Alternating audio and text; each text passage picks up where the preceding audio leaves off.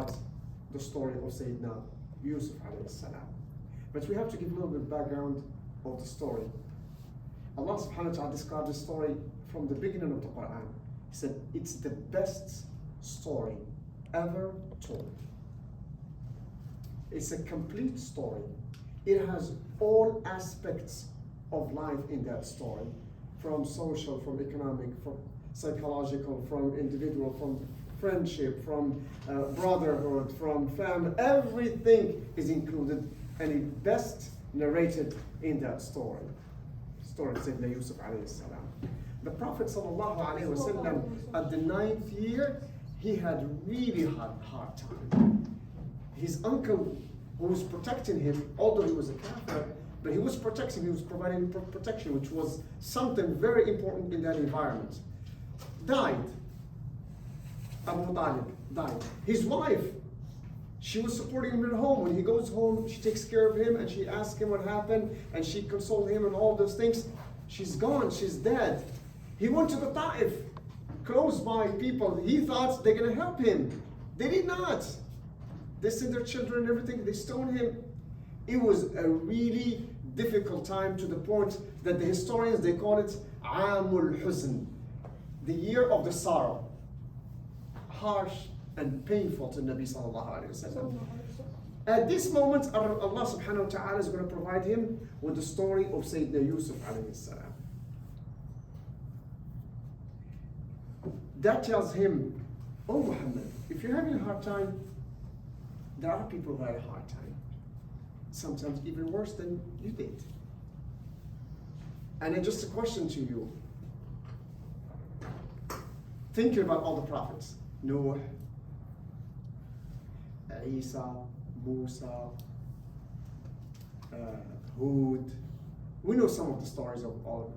Yusuf, Yaqub. Who do you think had the Ibrahim? Who do you think had the biggest difficulties? Ibrahim, maybe? Hud, why Hud? I don't know, I just feel like compared to all the other stories that he might be a little bit more personal to him. Okay. How about Musa? Was it painful? Yeah. I feel like just because of how strong Musa was, it wasn't really too painful for him. It was just a matter of he already had basically a mission to do, and that was just his mission. I don't think that was kind of too challenging for him, you know? Okay. He grew up in a palace. So big part of your life already is like pretty good. The Pharaoh is going to tell him this. It's like, رَبَّيْنَكَ فِينَا وَلِيدًا, and you were just a little baby and we took care of you in the palace. So, but Yusuf is the worst, I think. Because we know what happened to a child when he lost his parents. Number one. Imagine not only lost your parents, but the person who did it. Oh my God. Can you think of something worse than that? You growing up with your friend and family and cousins, but your own brothers, it's unimaginable. Honestly, you cannot think. It's like you sleep and you don't think, well, my brother's going to take care of me all the time. It's not a problem. I don't know, you know. That's true all the time. But you don't think he's gonna, you know, he might do something to take your car, take your bike, or to steal something from you or something like that. But not to the point that he might hurt you, take you. And imagine if 11 children are older than him. Some of them are in 30s and 40s. God. And they all get together on only one thing, to get that child who is their brother be lost, and they know the love that the father had for that child. And I imagine similarly that child had so much love for his parents. They took him and they threw him in the well and they sold him. They are the one who sold him. They put him in the well, and they know that well, people come and try to get water from that well. So when the people come and they start to say, what is the child? Or a young man, maybe 11, 10, 12, pick them up. Oh, how? They said, who belong? Oh, he said, this is our slave. He was a slave working for us. But he wants to run away. Or he stole something. and we want to sell him. He is no good of a slave. And slavery was a commodity for thousands of years. It's not something, so a human being is just like somebody who's gonna provide labor and stuff like that, and if it's a female, it's gonna provide more than that. We all know how, people think about that. So they sold him, said, you can have him for cheap price.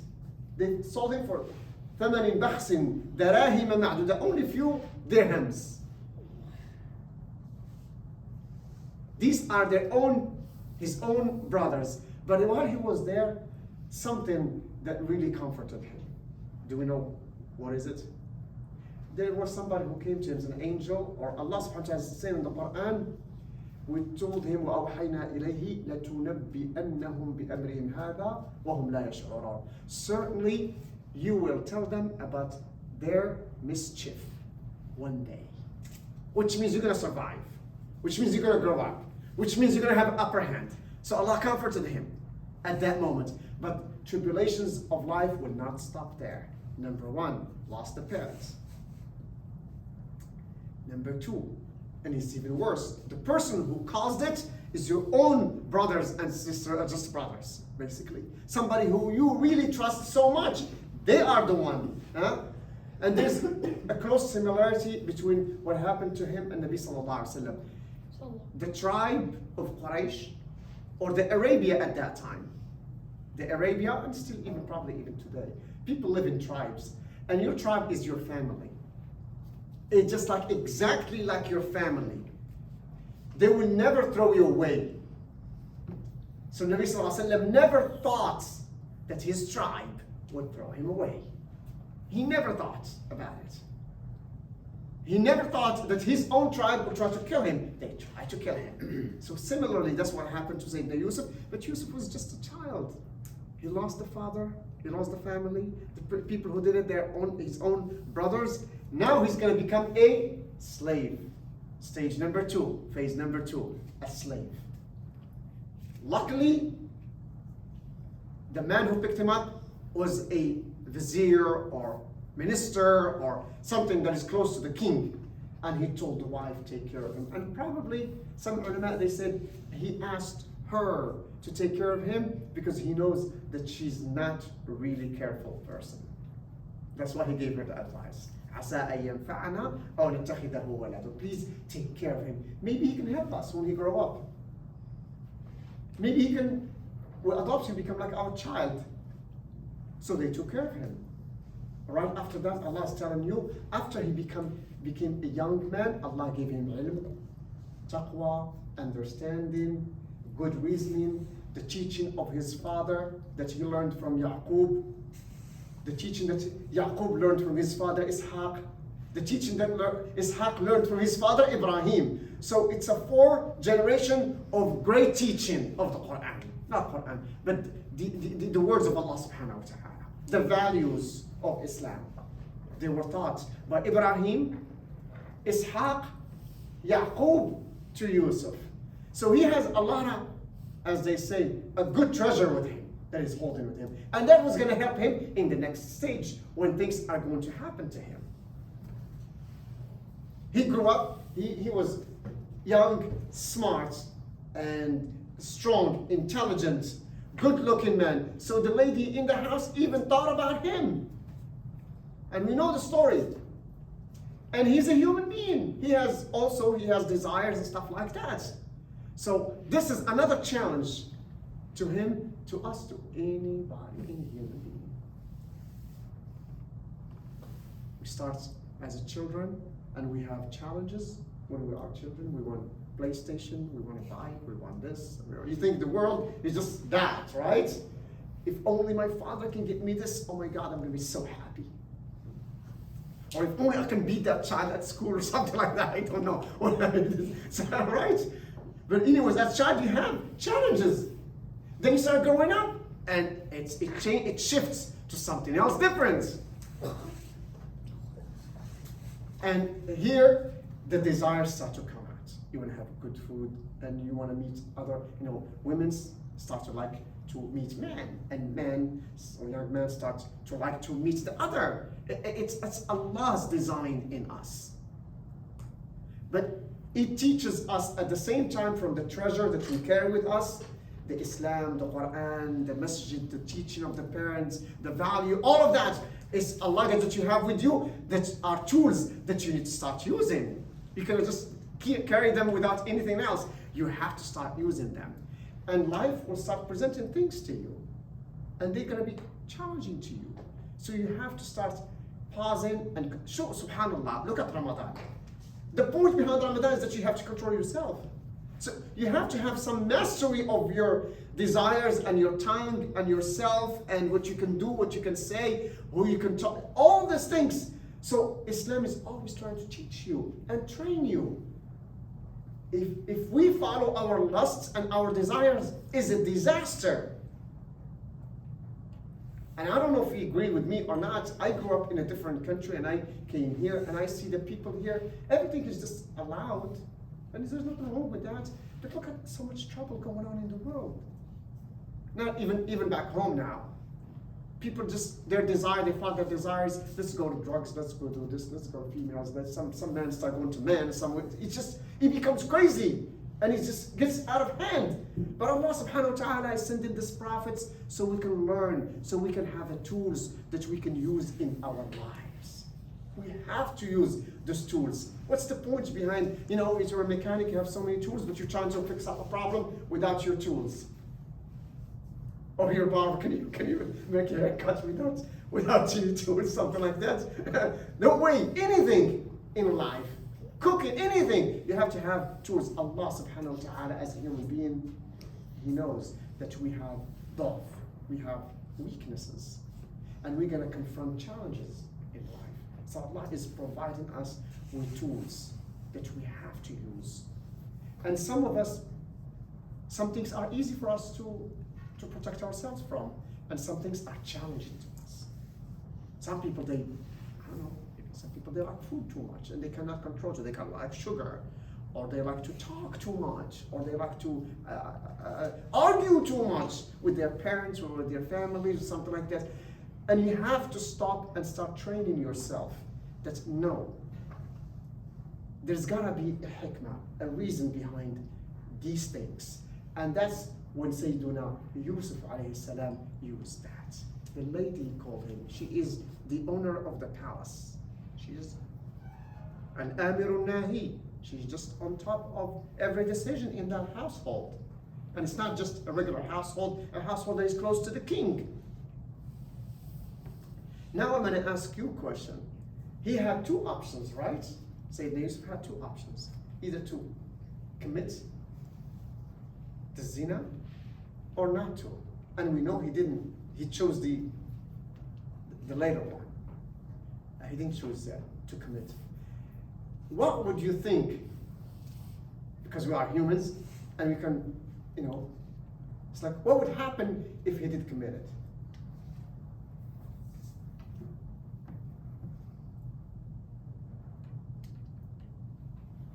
He probably would have been in ownership of it. He would what? He probably would have been in ownership also, like with her. It's not just like someone that's just adopted. A lot of people think that, right? Anybody agree with him? Anybody agree with this? It's going to be a slavery on top of a slavery. It's going to be slavery square. It's the opposite what's going to happen. The other decision he took, it seems like for a lot of people, except us Muslims who have values and know what's haram, it's like, no, I'm going to obey Allah subhanahu wa ta'ala no matter what, because this is the right thing to do. I know it's going to help me in the future and with Allah and everything. But for a lot of people, they say, it sounds like I can just help myself step up in this palace, become better. Maybe she's going to set me free. And that's not what's going to happen. You're done. You're going to be her slave. Not only a slave that works in the house, and a slave on another level. And you never dream of doing anything else. Can you rebel? You cannot. Can you ask for freedom? You cannot. Can you argue later on? Like he did. He kept arguing all the way to the king. It's like, what? I'm not going to get out of the jail. Go ask the ladies. They're the one who are going to answer you. The king. So Now, those tools were helpful. At the beginning, they seemed like they're going to get you in trouble. Not in trouble, but they're going to get you in more difficulty.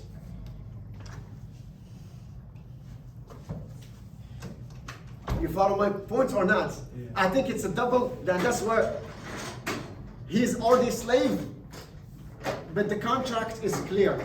I'm here, I do work for you, I don't get paid or whatever, it's okay.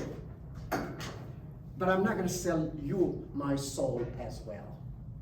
I'm not going to sell you my dignity and give it to you. My honor. And these are the most valuable things to the human being, is these things. Your body can deteriorate, your labor, all that stuff, can be gone or can be, But your honor, you, Muhammad, you yourself, we cannot find anybody like you. No, seriously.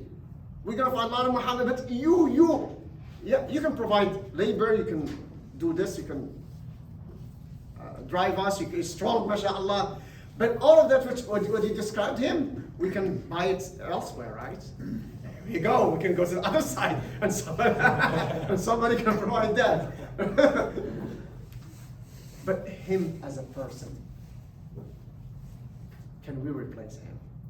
No. The relationship as a friend, as a son, as an uncle to somebody, you cannot. As a neighbor, you cannot.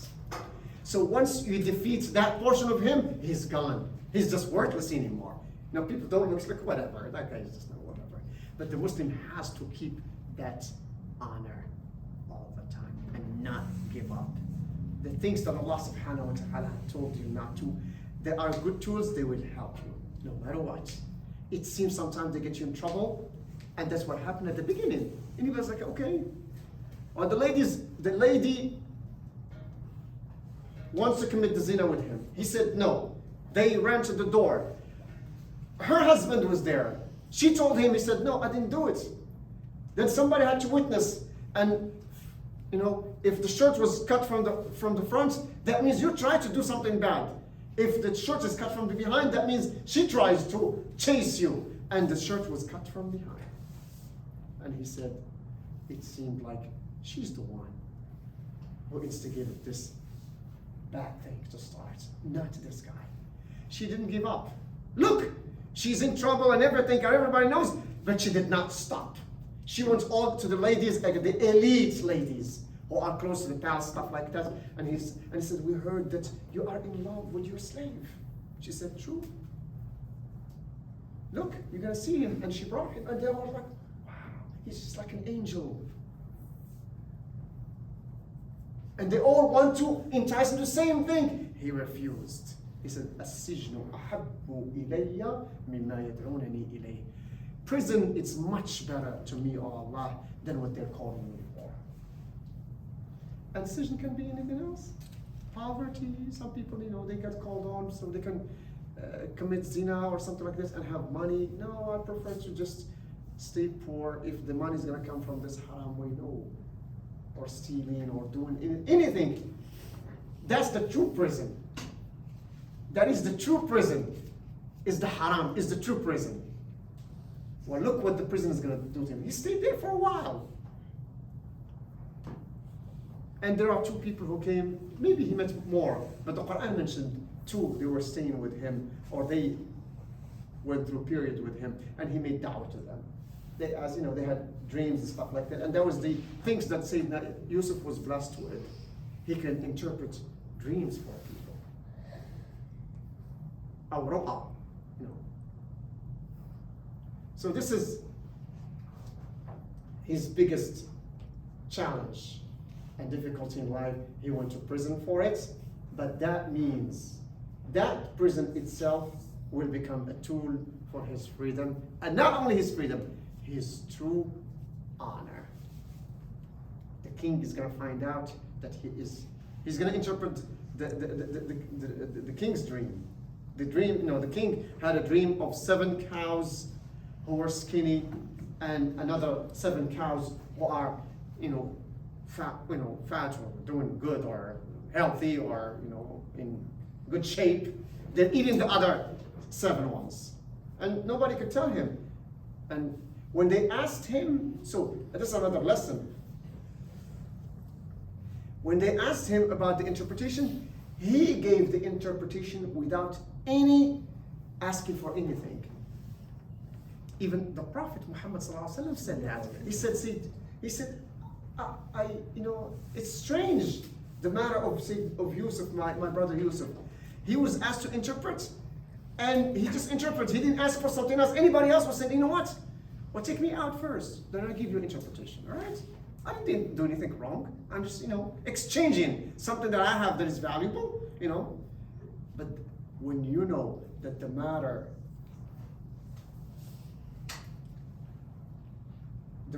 of the 7 cows who are skinny and who are healthy is our 7 years of people will not have food. And this is not a matter of him in prison or the king or the women. This is a matter of humanity.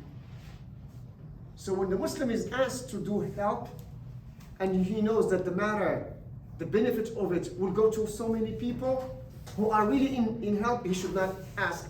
If he gets it, that's fine, but he should not make it a condition. It's like, you know what, you give me this, then I'll help that masjid.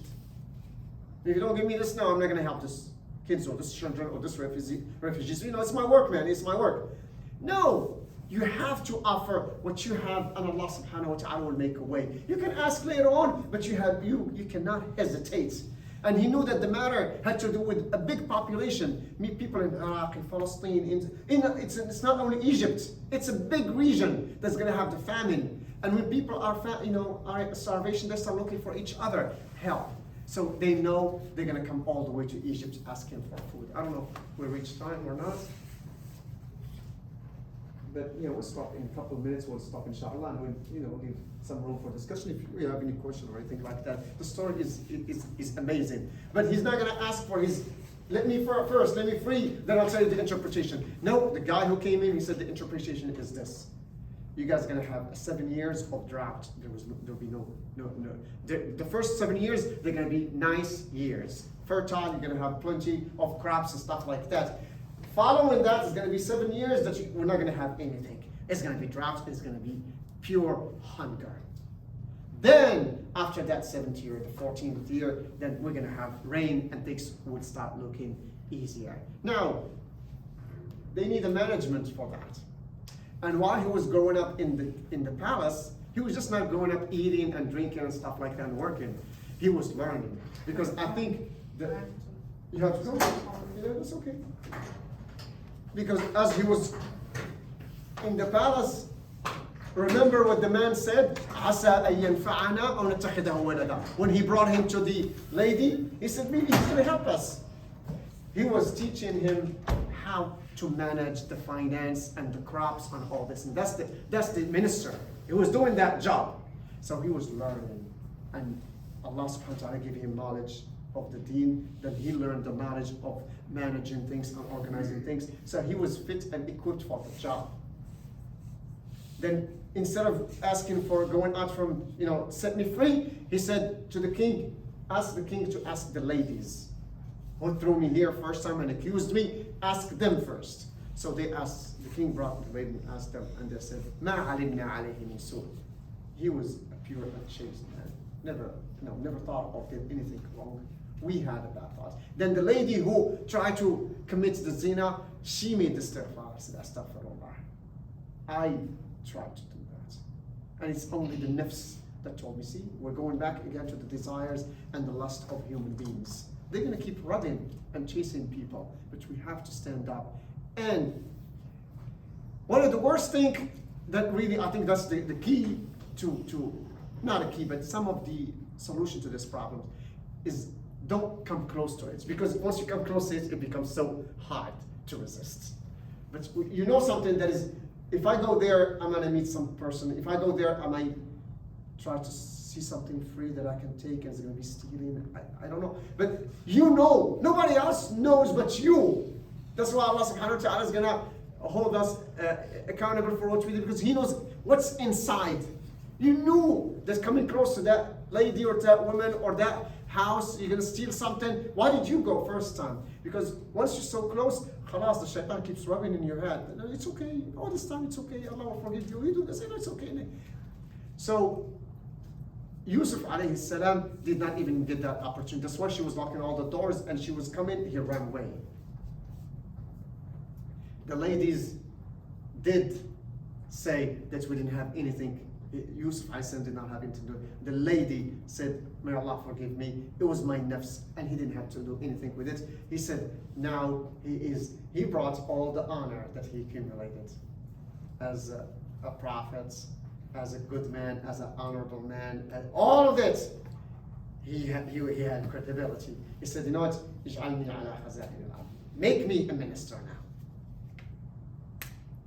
So, but he had a solid ground to stand on every level. Then he made him the minister. And maybe next time we'll finish the story with his brothers that who made the mistake, they're gonna repent at the end. Allah subhanahu wa ta'ala gave him all the honor. So with all the difficulties he had, he used his own tools that Islam provided with him, his father and the teaching of Ibrahim and Yaqub and all of that, and he kept dragging these tools with him. He never let them go. He always uses them. So may Allah protect you, protect us, protect our children, and makes us strong. When things hit hard, may Allah protect you. You guys are still young and you have a lot of experiences in life and difficulties that you guys are going to go through. May Allah help you and protect you honestly. And nothing better than the values of Islam that will protect you. They may seem sometimes harsh, they might seem like they bring laughter from other people or ridicule, whatever. Don't worry about that. Allah subhanahu wa ta'ala will make a way, and you're going to have the honor at the end, inshallah, when you have your children, your family, and you're honorable man. You work hard, you give the halal, you teach the halal. That's going to be the fruits of your life, and you're going to enjoy it at the end of the day, inshallah. Jazakumullah khair. Any question? Any thoughts? Anything like that?